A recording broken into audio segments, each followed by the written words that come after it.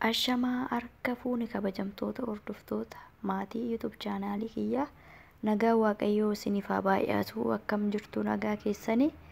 Ani obboleettiin keessan baay'ee nagaa kootii isa madda nagaa keenyaa ta'ee waaqayyoon galatoomuun isiniin jedha. Kabajamtoota hordoftoota kiyyaa mee maal jirtu? Hojiin maal isinitti jira? Hojiin akkamii? Haalli jiruuf jireenyaa maal fakkaata? Waan jajjabaachaa jirtu obboloota kiyyaa? Eeyyannaa jabaachaa jirtu. Bakkuma jirtanitti lafuma jirtanitti waaqayyoon isin waliin haa ta'u, waaqayyoon isin haa gargaaruun isiniin jedha.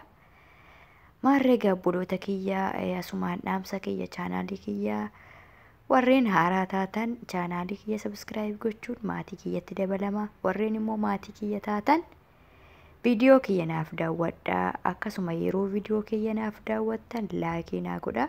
Yaadaaf qooqa qabdan immoo koomentii jalatti naa barreessuu hin dagatinaa. Akkasuma gama kiyyaanis immoo warri maatii isinii ta'ee jiru yeroo viidiyoo keessan gadhiistan viidiyoo keessan isin ilaaluun kiyya dirqama natti ta'a. Akkasuma laayikii isiniin godhaa, koomentii isiniifan barreessa jechuudha. Oromoo kiyya wal malee maal qabna? Walaa jabeessinu, wal cinaa haa dhaabbannu, walaa gurfannuun isiniin jedha. Okay, kanumaadha. Walaa jabeessinu inni guddaan ijoollee Oromoo. Walaa jabeessinu yoo nuti wal jabeessine malee namni biraa namni dhufee nu jabeessu tokkoyyuu hin jiru. Wal malee maatii hin qabnu. Walaa jabeessinu, wal cinaa haa dhaabbannu, walaa gurfannuun isiniin jedha. Waaqayyo lafa jirrutti bakka jirrutti nagaa nuuf haa kennu. Nu haa gargaaru, nu haa gaggeessu, nu waliin haa ta'uun isiniin jedha.